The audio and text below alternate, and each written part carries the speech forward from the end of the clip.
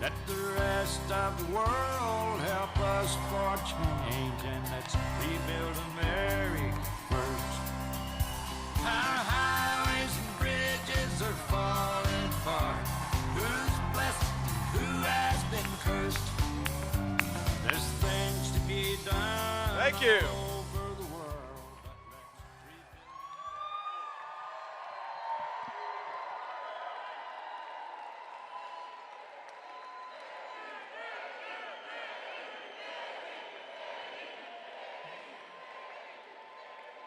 My friends, it is great to be in the great city of Atlanta, in the great state of Georgia, and tomorrow we're going to make Donald Trump the next president of the United States, so it's a good day.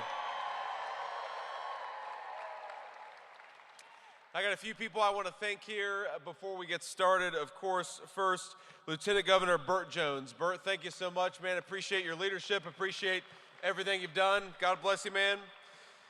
We've got the great Congressman Barry Loudermilk. Barry, where are you? Thank you, Barry. Got perhaps the best social media user in the U.S. Congress, Congressman Mike Collins. Mike, good to see you, man. And my friend Matt Gaetz. Matt, where are you? Thank you, Matt. Good to see you, man. Former Senator Kelly Loeffler. Kelly, thank you so much for everything you've done. Kelly's been such a great champion for us in this campaign. Ag Commissioner Tyler Harper. Where are you, Tyler? God bless you, man. Good to see you. And then last but certainly not least is my favorite person here. No offense to any of you. My lovely wife, Usha. Thank you, honey. I love you.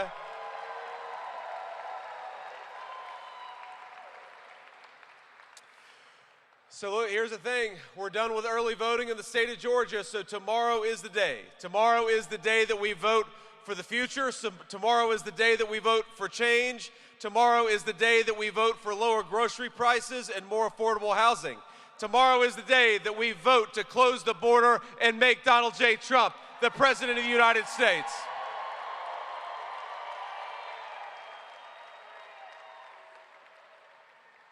Now, I didn't realize how small this was. In 2020, Georgia was decided by less than 12,000 votes. That is crazy. Less than 12,000 votes in the great state of Georgia. So here's the request that I'm going to make of every single person here. I want every single one of you to get out there and vote for Donald J. Trump 10 times.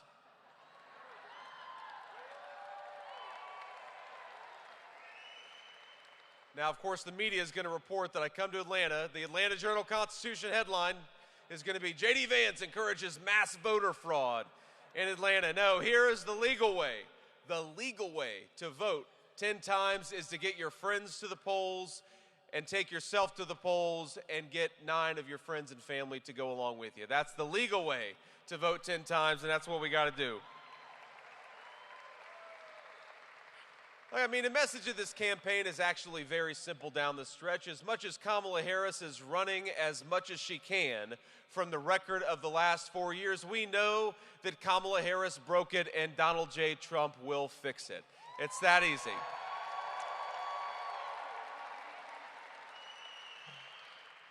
You know, Kamala Harris, I got to say, she has run a campaign that is based in fundamental dishonesty, but it's also based on a bet that the American people aren't going to be wise enough to notice the fact that Kamala Harris has been lying to them for the past 3 months. You know, we were in Las Vegas a couple of weeks ago, and we get to the tarmac at the same exact time as Governor Tim Walz, my Democratic colleague, who, of course, is running to be Kamala Harris's vice president. You know, I'm going to say something nice about Governor Tim Walz. I want all of you, if you're the praying type, and I imagine we've got a lot of Christians and other people of faith in this room, say a prayer for Tim Walz, because he's got the toughest job in American politics. Think about this. You know, we've all had tough days at work, right? Our hands hurt, our backs tired, but you have never had such a tough day where your job is to go around and convince the American people that Kamala Harris can be the president of the United States. That's a very tough day at work. And Tim Walz has been doing it every day for the past 3 months. But think about this. The whole argument of their campaign is that Tim Walz and Kamala Harris have nothing to do with the policies of the last 3 months, even though Kamala Harris is the sitting vice president of the United States. When you put a teleprompter in front of her, Kamala Harris will talk a big game about what she's going to do. And I think all of us are saying, Kamala, if you want to do all these things, why haven't you done them already? You're the sitting vice president. You could do it right now.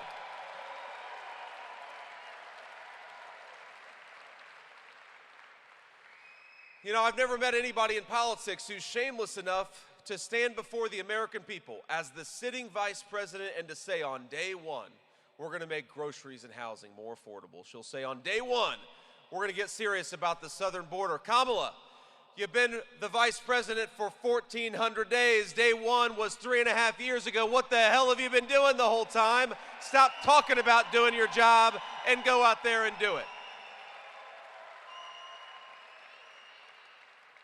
Now, I will say, in Kamala's defense, every time she tells a dishonest thing, and you know, she's got the teleprompter in front of her, the teleprompter tells Kamala Harris what she has to say, but every now and then, Kamala Harris will go out there and she'll do a softball interview, and she'll make a gaffe. And you know what a gaffe is? A gaffe is when Kamala Harris accidentally tells the truth. Now, she doesn't talk to the media very often, and when she does, it's almost always a softball interview. But think about this. Kamala Harris does these softball interviews, and as all of you will know, I know this is a proud baseball town. The problem with a softball interview is you've got to be able to hit a softball. And I don't know that Kamala Harris could hit a T-ball, my friends, based on what we've seen over the last few months. But, you know, she gave an interview with The View just a couple of weeks ago. Did you see the interview that Kamala Harris did on The View? Most of you thankfully said no, and here's the request that I'll make.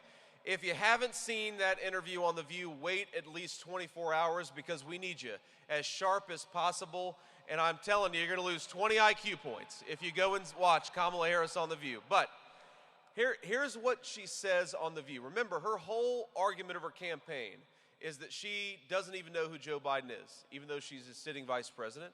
And The View host asked her, what would you have done differently over the last 4 years? Would you have done anything differently than Joe Biden? And Kamala Harris says, nothing comes to mind. Nothing, well, ma'am, that's right. The Harris-Waltz slogan could be, nothing comes to mind. Think about this. Kamala, what would you do to fix the broken policies to make groceries and housing more affordable? Nothing comes to mind. Kamala Harris, what would you do to secure that southern border? Nothing comes to mind, right? That's what Kamala Harris's campaign slogan could be. But in that moment, she revealed that she is not who she says she is. She's been going around the country for the last 3 months, promising that she's going to fix what she herself broke.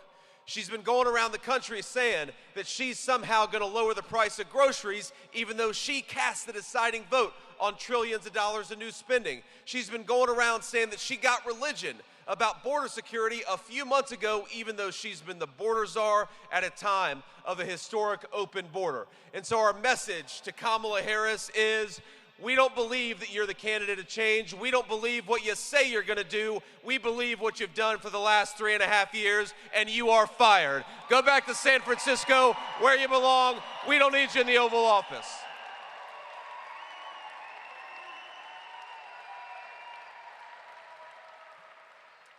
Now, the record of Kamala Harris, it's when you look at just the statistics of what's been going on in this country, it's hard to believe how much suffering our fellow citizens have been experiencing. You know, credit card delinquencies are over 9%. You know what that means? That means that 1 in 10 of our fellow citizens can't afford to pay their bills. Auto loan delinquencies are north of 8%. That means many, many people can't afford to pay their car payments. We've got our citizens who are paying 25% more for groceries, 45% more for gas, and of course, if you're a young person, good luck affording a home in Kamala Harris's economy, because Kamala Harris thinks that American housing ought to go to illegal aliens. Well, how about we elect an American president who says American housing ought to go to American citizens and make the American dream of homeownership more affordable again?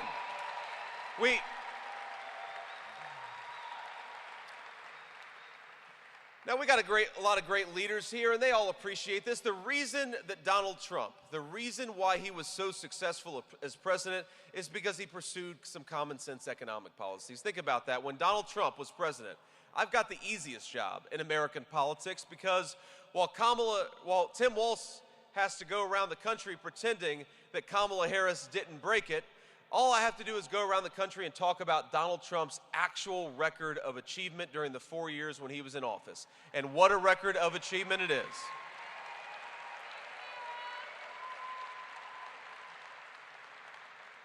When Donald J. Trump was president, inflation was at 1.5%. The dollar went far. People could afford groceries. They could afford gasoline.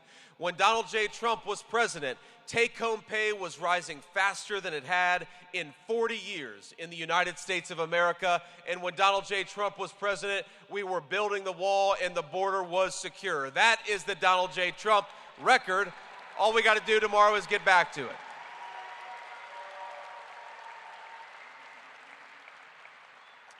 And you know, that's the thing about this race is for the first time in the lifetime of every person in our country, we don't just have plans and policies and slogans between Kamala Harris. We've got actual records. We can see how Kamala Harris has governed over the last 4 years, and we know how Donald J. Trump governed when he was the president of the United States. Isn't it nice? You know, in the corporate media and Kamala Harris or surrogates, they lie about Donald J. Trump all the time. But we know the truth that when Donald J. Trump was president, the world was more peaceful, our checkbooks were growing, the country was more prosperous, our fellow citizens could afford to live a decent life, and the border was secure. That's a hell of a record to run on. Let's get back to it by making our guy the President of the United States.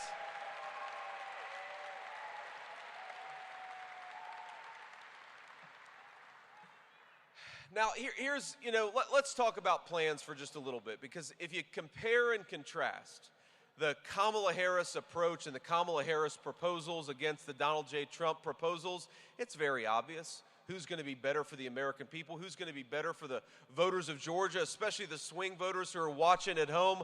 We know who's going to deliver for the American people because we already saw Donald J. Trump do it. But just think about this. I don't know if I've ever seen in my lifetime a politician like Kamala Harris go around and brag about the fact that she wants to raise your taxes. I've never seen it. Usually, Matt Gaetz will tell you, the Democrats who want to raise your taxes, they're at least smart enough to lie about it, to hide it from you, and not to go out there and tell you. But Kamala Harris is bragging about the fact that she wants to raise the taxes of Georgia families. She said she wants to let the wildly successful Trump tax cuts expire, and that's going to cost the average Georgia family thousands of dollars per year. Thousands of dollars per year that you're going to be paying to the federal government instead of keeping your own money and spending it how you see fit. That's the Kamala Harris plan. And it's not just that. It's not just that she wants to raise your taxes. It's what she wants to do with the money. We were in Michigan earlier today, and Kamala Harris is telling us all that she wants to raise your taxes so that she can reward foreign corporations that make electric vehicles in China. And I happen to think that we ought to cut the taxes of American workers and penalize foreign corporations that are making jobs in China.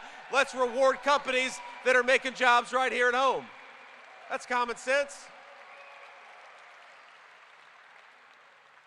My favorite Kamala Harris interviews, the best ones of all, and this is the sacrifice I've accepted to be your next vice president, is I watch Kamala Harris interviews so that you don't have to, my friends. This is a life of service I've taken upon myself, and I don't take it lightly. But they ask her, they'll say, well, Kamala Harris, you've been the vice president for 4 years. Americans can't afford to buy the things they need to buy. What is your specific plan to fix what you yourself broke? And she'll say, well, I grew up in a middle-class family. Or they'll say, Kamala, you seem to not care a whole lot about border security during your first 3.5 years as what's your plan to secure that southern border? And she'll say, when I worked at the McDonald's, I was really good at making the hash browns. And, anybody with a lick of common sense is saying, Kamala, you didn't answer the question. And by the way, I think maybe my running mate has worked at McDonald's for longer than Kamala Harris has, but who knows?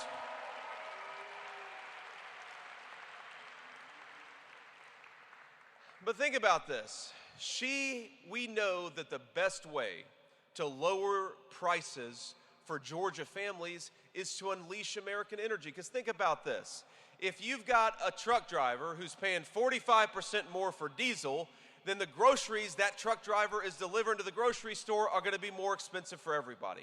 If you take a guy who's delivering lumber to the job site and he's paying 40% more for gasoline, then all of us are going to be paying more for the houses that are built at that job site. So if you want to lower prices for American consumers, let me give you a specific answer. You ought to stop buying oil and gas from tin pot dictators all over the world. Let's drill, baby, drill, and get it from our own citizens in our own territory.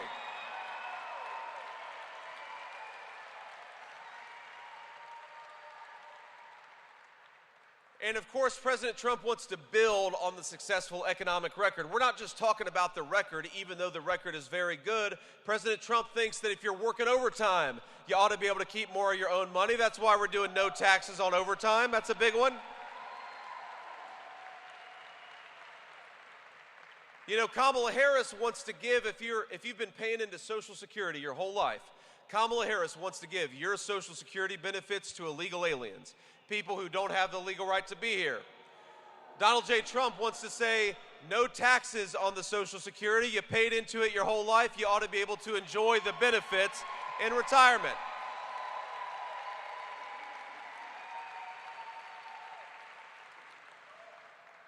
But we're talking a lot, of course, about what Kamala Harris broke and all the ways in which Donald J. Trump will fix it. But you know, the biggest thing that she broke, of course, is the American southern border. And we got to talk about it. Now, I was in Valdosta, Georgia, a few weeks ago. This was actually before Hurricane Helene hit. And, of course, it hurt Valdosta pretty badly, and hopefully they're recovering well, and we're going to support them because, you know what, it'd be nice to have an American president who had FEMA do its job and support American citizens, and we're going to have that when Donald J. Trump is back in the White House. But I was in Valdosta, and you all may know, because it sits at the intersection of I-10 and I-75, it has become a major drug trafficking zone for the United States of America. The Mexican drug cartels are using the highways built by our grandparents to traffic drugs into our communities, and I think that's a disgrace. But I was in the interdiction room, and you've got, you know, bags of marijuana, you've got pills, you've got illegal guns that have been brought in by the Mexican drug cartels, and sitting there on the table is a box of candy, you know, like Sour Patches, Nerds candy. And I asked the sheriff, I say, what's that? That looks really out of place. And he says, actually, that's drugs brought in by the Mexican drug cartels. And I said, well, that doesn't make any sense to me. He said they figured out that if they disguise these drugs as children's candy, then it makes it easier to get into our country and makes it easier to distribute all over the United States of America. And all of us know exactly what's going to happen. A packet of that candy is going to show up on an American playground, and an American child is going to eat a piece of candy and pay for it with their life.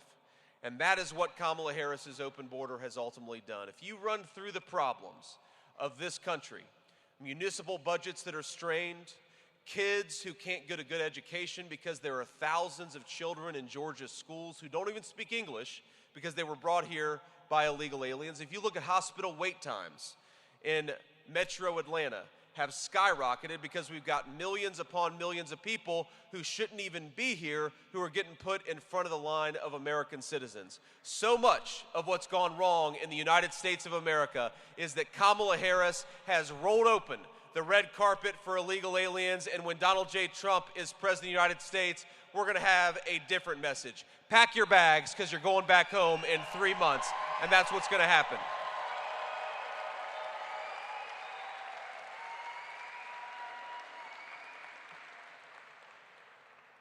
You know, I'm the father of three. My wife and I have three beautiful kids. We've got a 7-year-old boy, a 4-year-old boy, and a 2-year-old girl. And, you know, one of the things that I really want for my kids and something I want for all of your kids and grandkids is to grow up in a country where it's safe enough for them to play on a playground or walk down a city street at night or, God forbid, make an innocent teenage mistake where they actually learn from that mistake rather than having it claim their life. You know, some of the people I've been most affected by that I've met on the campaign trail are parents of teenagers. And they tell me about their teenager who goes to a party and takes something under peer pressure because, look, sometimes kids do that, right? They take things at parties under peer pressure. But instead of waking up with a headache or a lecture from their parents, that innocent teenage mistake takes their life. Because too many of the drugs floating around this country are laced with fentanyl brought in by the Mexican drug cartels. And I think about that, and then I consider the fact that over the last 3 years, Kamala Harris has hired 87,000 IRS bureaucrats to go to war against American small businesses and American middle-class families. And wouldn't it be nice to have a president of the United States who waged war on the Mexican drug cartels and left our citizens the hell alone?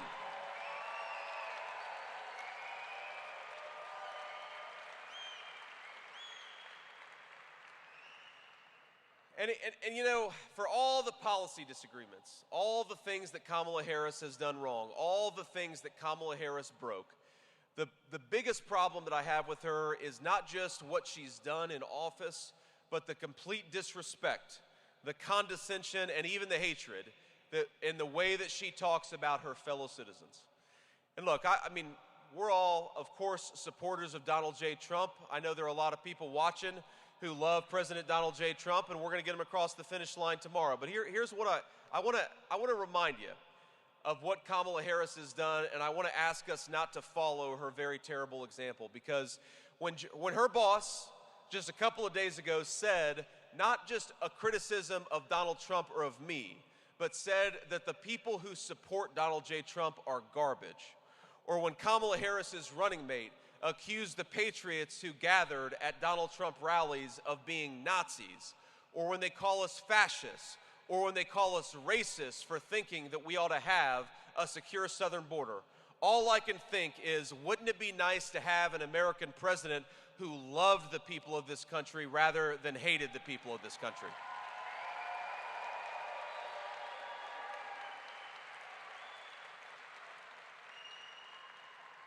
And I want to ask us not to follow Kamala Harris's terrible example, because I'm sure that every single one of us, all of us gathered here, know somebody who's planning to vote the wrong way tomorrow. And number one, please do everything you can to make sure they vote the right way tomorrow, because we need everybody's vote. And that's how we're going to win this race, is persuading our fellow citizens. But look, there are going to be people we love who vote the wrong way tomorrow. And the thing that I'd ask you is to not discard lifelong family relationships, not to discard friendships because people vote the wrong way. Here in our movement, we love every citizen of this country. We want their prosperity because we love this nation, and that means loving the people who live here.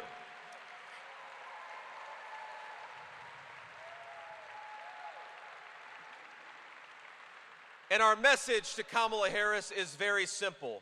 The citizens of this country, they are not garbage for thinking that you're doing a bad job. The citizens of this country are not racist for thinking that you ought to close down that damn southern border. The citizens of this country are not garbage for wanting to be able to afford groceries and a nice place to live. But in 2 days, we are going to take out the trash in Washington, D.C., and the trash's name is Kamala Harris.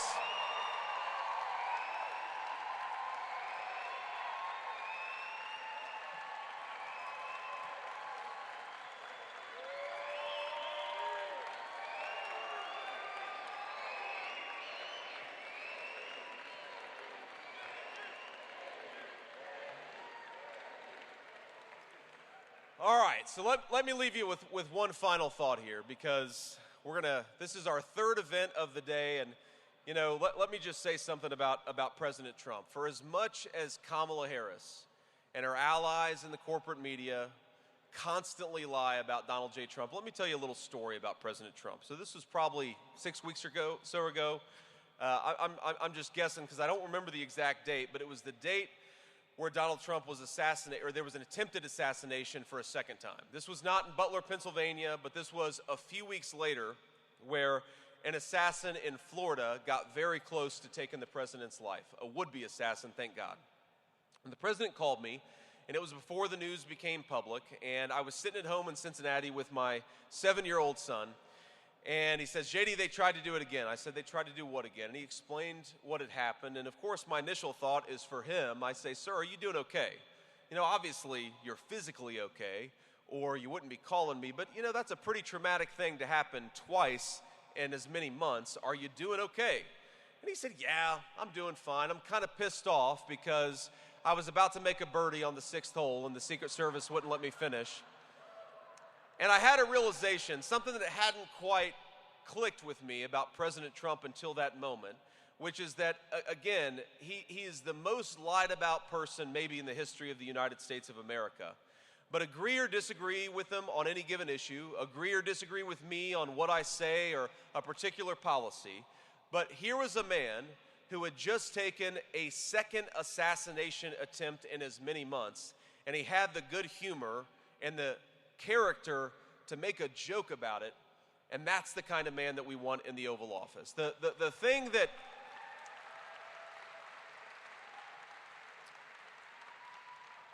I think it's hard to fully appreciate, I think all of us understand it, but it's hard to fully appreciate that the presidency of the United States is not just about enacting public policy, and it's not just about leadership, it's about handling moments of crisis when those moments of crisis inevitably come up. And think about the way that Kamala Harris has run this campaign, and think about the way that Donald Trump has run his campaign. Just today, the last day of the campaign, Donald J. Trump has done will do 4 events. I think he's on his 3rd event right now, and here I am on my 3rd event, and we'll both do one more event before the day is over. Kamala Harris, I think, did a single event yesterday. And today, she's in 1 state, while her running mate is in 1 state. I think I've hit 4 states, or will by the end of the day. Who do we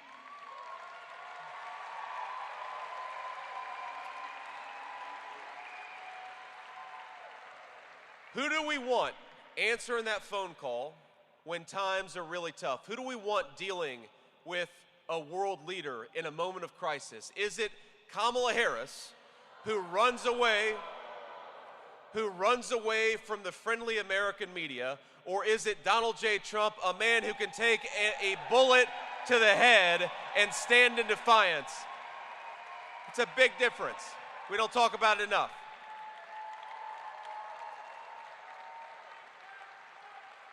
But look, it's very easy at this stage. I mean, we're all patriots. We love this country. We want to fix the broken leadership. It's very easy at this stage of the campaign to get a little tunnel vision about the politics and to forget the stakes. This is not just red team versus blue team. Think about this. We've got, in this common sense movement, we've got the lieutenant governor and the governor of Georgia, Nikki Haley on the right, and Tulsi Gabbard and Bobby Kennedy on the left. This is a big tent, my friends. So it's not just red team versus blue team. And you know, it's not even just about beating Kamala Harris as much as, trust me, I will enjoy beating Kamala Harris more than any person in this room. Maybe even more than Mike Collins. I really want to beat Kamala Harris. But think about what's at stake. And let me just offer you a few insights into some of the people that I've gotten to know over the last few months on the campaign trail. Other than being married to that beautiful woman there, the honor of my life is to get to stand up here and ask you all to be the next Vice President of the United States. It's an incredible thing. And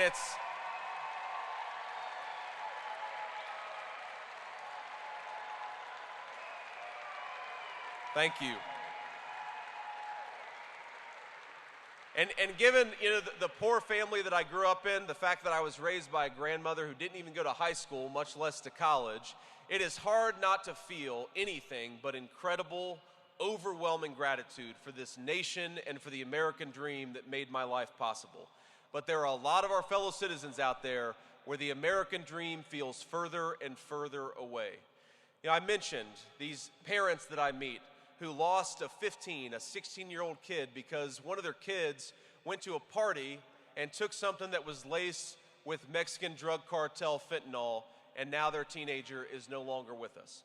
I met a woman not long ago who told me that for 40 years, she and her husband did steak night every Friday night, but last year They canceled steak night because thanks to Kamala Harris's policies, groceries got too expensive and she had to cancel that ritual that had brought meaning to her life for 40 years. I've met people who have been killed by illegal criminals brought into this country across that wide open southern border. I've met young people who would love to start a family, but they're worried they're never going to be able to afford a house in which to raise that family. Our fellow citizens, my friends, are struggling. They're struggling because of the failed leadership in Washington, D.C. And what this election is about, it's not just about beating Kamala Harris. It's about creating American communities that are safe enough to raise a family in. It's about making it possible for those young Americans to afford to buy a home, to start a family in the first place. It's about American parents who would like to raise their children in neighborhoods that are safe and secure. It's about a woman who would like to afford steak night with her husband because she's worked hard her entire life. My friends, our fellow Americans deserve to have peace. They deserve to have prosperity, and they're going to get it tomorrow when we make Donald J. Trump the leader of this country and the President of the United States. God bless you, Georgia. Let's go get it done.